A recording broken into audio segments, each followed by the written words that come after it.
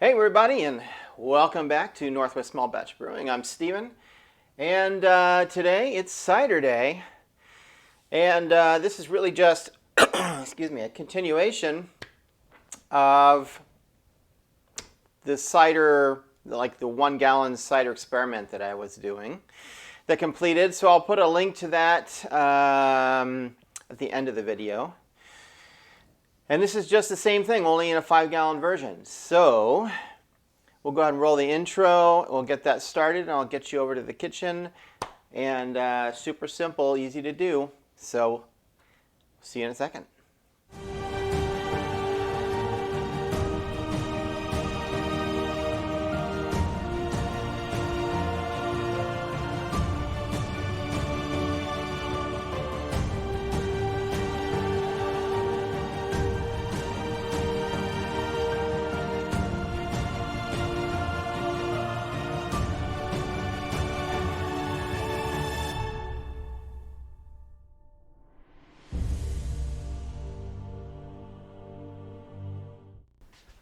All right, guys, welcome to the kitchen. So I've pretty much done most of the work here, so I can keep the video shorter this time. I've already sanitized my fermenter. I've got 4.5 gallons of juice already poured in here. This time I'm going to say it on camera, and I wrote it down and stuck it to the fermenter because I'm going to be doing another brew probably next week, and I don't want them to get mixed up anyway. But original gravity of juice with nothing else, no other sugar, nothing, just the juice, 1048. Okay? And since I did the 1 gallon experiment, I already know I don't need to add any sugar. I'm still going to end up with like 6.5% alcohol, something like that. So that's plenty. And that was sanitized. That's why I poured that back in. Perfectly good to use. I'm not going to waste it. So I already poured all but the last juice in here because I figure y'all don't need to sit here and watch me shake and fill. I'm just giving it a shake for aerating it. And I did try to pour, you know, to the point where I'm not making a mess, but I'm getting a little extra oxygen. Whoa, in the tank here. All right, so that's 5 gallons of apple juice that has no preservatives in it. And last but not least, yeast. If you want to sanitize your yeast packet and your scissors, go for it. I always end up with yeast coming out of this thing, getting all over the floor or whatever. Read your yeast packet. Almost all of them now just say to sprinkle on top. You know, I'm not going to say you'll never find one that says to rehydrate it, but it's pretty rare. Just grabbing my Star San sanitizer. Let me step on the other side here over the sink, and I'm going to just sanitize this lid. Okay, we'll get the excess dripped off. That goes on top. And here we go. Let me just spray down this, and I'm just gonna, I'll show you what I'm doing if you can't see. Normally I take off the lid and pour this, because as you can see, Star San is pretty foamy. I'm gonna call that good. I may have to add some more once the foam on it comes down. There we go. And I do have a lid. Don't really need to sanitize the lid, but it's assuming that it's not going to come in contact with the product. That's it, my friends. I'll clamp this down for good measure. And I will set this in my bedroom, because that's where it goes, for a month. This will be a month. And then we'll come back and get a final gravity reading. We'll back sweeten it and stick it in the keg. So, have a good one, and I'll see you guys back in a month. Cheers. All right, everybody. Welcome back. As soon as I start recording, it never fails. The heat is kicking on, so apologies if you can hear some furnace noise here. So I'm not going to make you watch the whole video here. I want to speed it up the process for you. I've got my cider in here. It's been a month. The original gravity was 1048. I just took a measurement, which is right here, and it is 1. The measurement is down to 1. So we know what that means. That means my ABV is like 6.3%, which is actually about a percent higher than I want as far as flavor profile.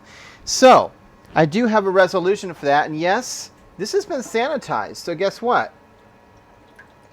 I'm not going to waste it. I know everybody's concerned about oxidation, but problem. So you can see I'm back sweetening it based on the 1 gallon experiment that I did. I've got 3. And this will be I've already got some of this in there, right? I dumped some of it in. There's 3 cans of condensed apple juice. Here's a 4th one. That would normally be 4 gallons. And then I put a couple of like fruit punches, just to give it a little different flavor, you know. But basically, I usually do 1 of these cans. And with the 1 gallon experiment, I found that it wasn't enough. It was probably higher ABV, but it wasn't enough. So I've already got this all sanitized. Lid off. We don't need to have the star sand that's in here sucked back through into it.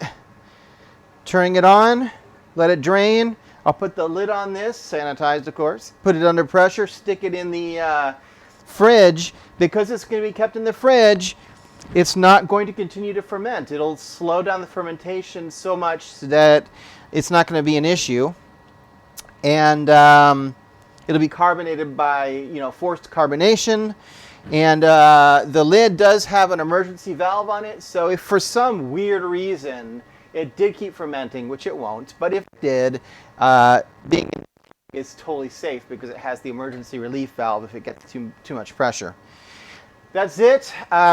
Easy peasy, right? I'll be back in about a week so we can taste test this and check the carbonation and see, because I've never done it this way through the kegerator, so it should be fun. See ya in a week. Bye.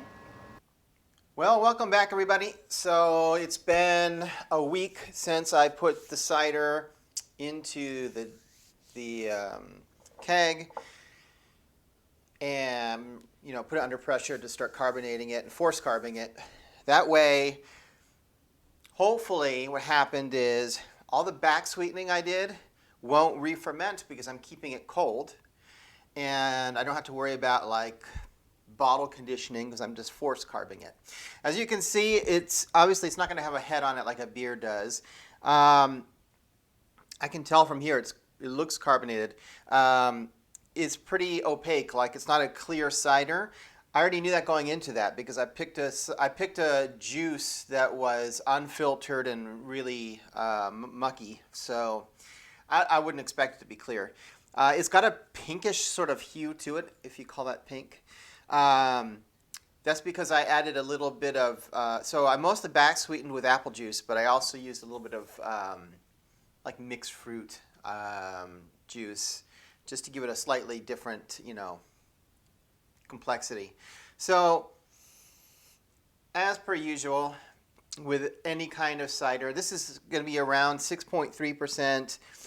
After you back sweeten it, it's going to be a little less than that. So let's just call it 6%. I think I've mentioned this before on my channel, but when it comes to ciders, anything over 5%, and you're going to get what I call a green taste and smell, which is kind of like a underripe apple, like a green apple, sort of.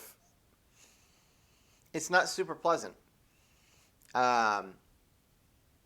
Aging will, of course, fix that, but in this case, I'm not really wanting to wait a long time to do that. So I'm going to taste it. Okay. I'll take another taste in a minute here, but that back sweetening is fantastic. So what I did is I did a 12-ounce can of condensed juice for every gallon. But from my initial tests, that wouldn't have been enough to really give it the sweetness I wanted. So I added 2 more cans just because I knew it wasn't going to be enough to give it the sweetness. This is perfect. This is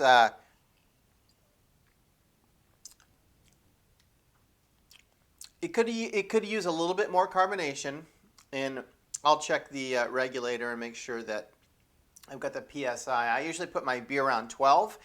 I've never carbonated cider in a keg, so that might be why, this is perfect probably for beer carbonation, but it's a little petulant, if you know that word. It means that it's carbonated, but it's sort of, it's not fully carbonated. But it's enough. It's enough for me. I like it. Yeah, I mean, it's got a great fruit flavor. You can definitely taste the mixed berry juice that I put in there that adds the complexity. The taste is not nearly as green as the smell. Yeah, winner chicken dinner.